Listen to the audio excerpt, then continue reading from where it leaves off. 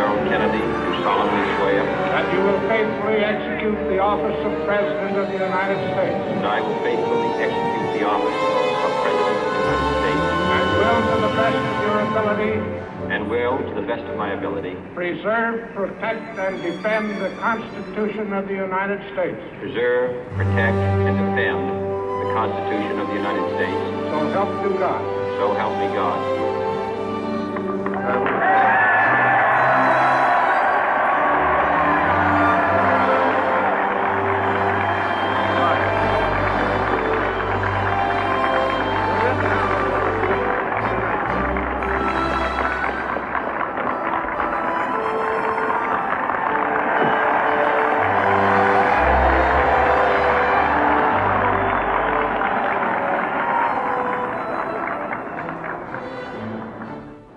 Vice President Johnson, Mr. Speaker, Mr. Chief Justice, President Eisenhower, Vice President Nixon, President Truman, Reverend clergy, fellow citizens.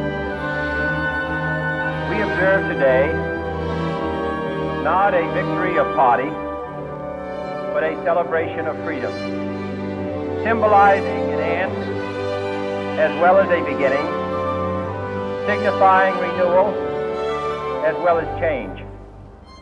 For I have sworn before you and Almighty God the same solemn oath our forebears prescribed nearly a century and 3/4 ago.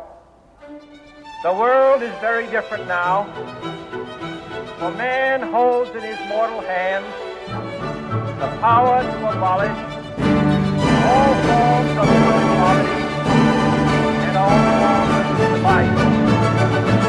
And yet the same revolutionary belief for which our forebears fought are still at issue around the globe. The belief that the rights of man come not from the generosity of the state, but from the hand of God.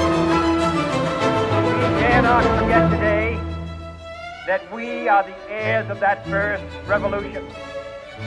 Let the word go forth from this time and place to friend and foe alike that the torch has been passed to a new generation of Americans born in this century, tempered by war, disciplined by a hard and bitter peace, proud of our ancient heritage, and unwilling to witness or permit the slow undoing of those human rights to which this nation has always been committed and to which we are committed today at home and around the world.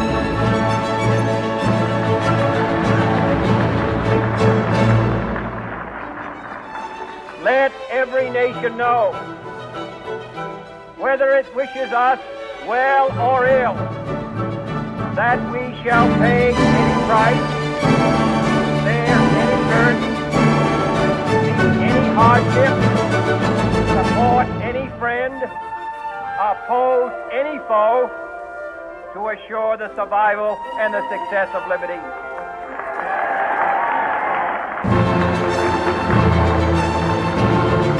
This much we pledge and more.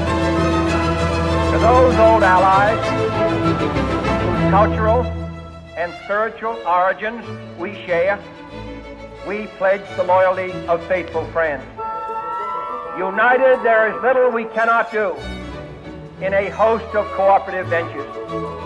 Divided, there is little we can do, for we dare not meet a powerful challenge at odds and split asunder. To those new states whom we welcome to the ranks of the free, we pledge our word that one form of colonial control shall not have passed away, merely to be replaced by a far more iron tyranny.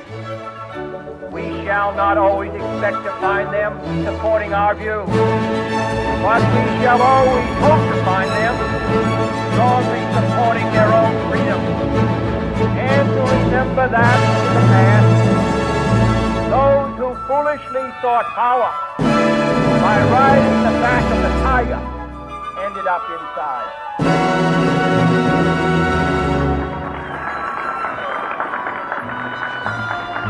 To those people in the huts and villages of half the globe, struggling to break the bonds of mass misery, we pledge our best efforts to help them help themselves. For whatever period is required, not because the communists may be doing it, not because we seek their votes, but because it is right. If a free society cannot help the many who are poor, it cannot save the few who are rich.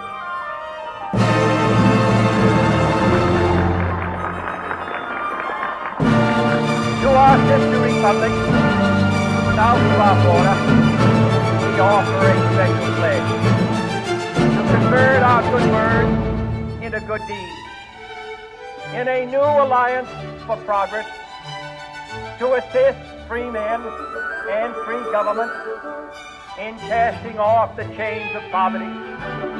But this peaceful revolution of hope cannot become the prey of hostile powers.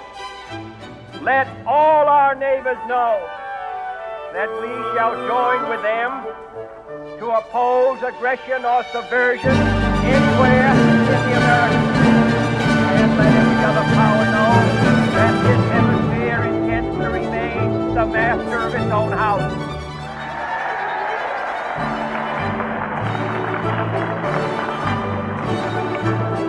To that World Assembly of Sovereign States, the United Nations, our last best hope, in an age where the instruments of war have far outpaced the instruments of peace, we renew our pledge of support to prevent it from becoming merely a forum for invective, to strengthen its shield of the new and the weak, and to enlarge the area in which its grip may run. Finally, to those nations who would make themselves our adversary, we offer not a pledge, but a request that both sides begin anew the quest for peace. Before the dark powers of destruction, unleashed by science, engulf all humanity, planned or accidental self-destruction. We dare not tempt them with weakness, for only when our arms are sufficient beyond doubt can we be certain beyond doubt that they will never be employed. But neither can two great and powerful groups of nations take comfort from our present course, both sides overburdened by the cost of modern weapons, both rightly alarmed by the steady spread of the deadly atom, yet both racing to alter that uncertain balance of terror that stays the hand of mankind's final war. So let us begin anew, remembering on both sides that stability is not a sign of weakness, and sincerity is always subject to proof. Let us never negotiate out of fear, but let us never fear to negotiate.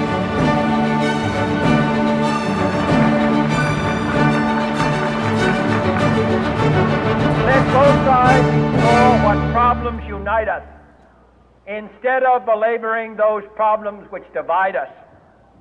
Let both sides, for the first time, formulate serious and precise proposals for the inspection and control of arms, and bring the absolute power to destroy other nations under the absolute control of all nations.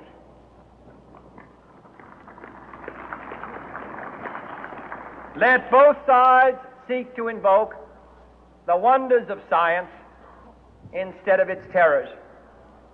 Together, let us explore the stars, conquer the deserts, eradicate disease, tap the ocean depth, and encourage the arts and commerce. Let both sides unite to heed in all corners of the earth the command of Isaiah to undo the heavy burden and let the oppressed go free. And if a beachhead of cooperation may push back the jungle of suspicion, let both sides join in creating a new endeavor, not a new balance of power, but a new world of law, where the strong are just and the weak secure and the peace preserved. All this will not be finished in the first 100 days, nor will it be finished in the first 1,000 days, nor in the life of this administration, nor even perhaps in our lifetime on this planet. But let us begin.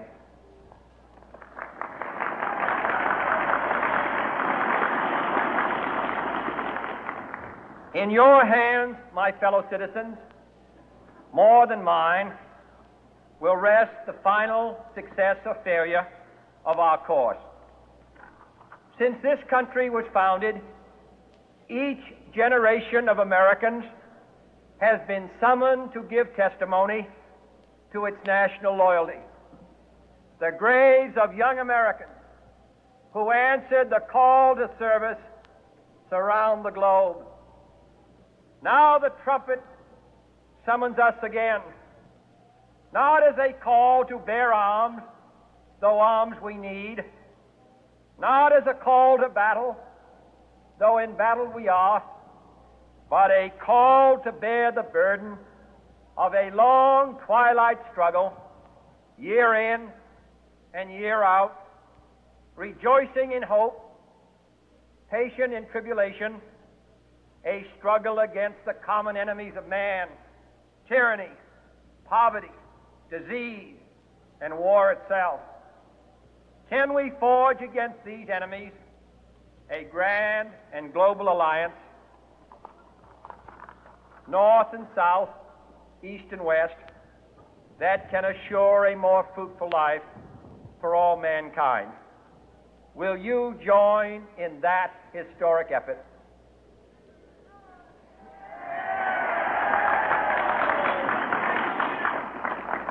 In the long history of the world, only a few generations have been granted the role of defending freedom in its hour of maximum danger.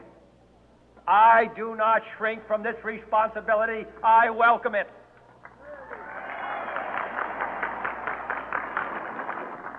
I do not believe that any of us would exchange places with any other people or any other generation. The energy, the faith, the devotion which we bring to this endeavor will light our country and all who serve it. And the glow from that fire can truly light the world.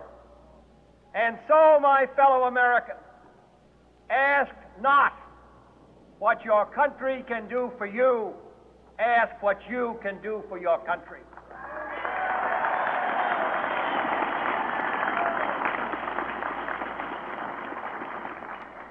My fellow citizens of the world, ask not what America will do for you, but what together we can do for the freedom of man.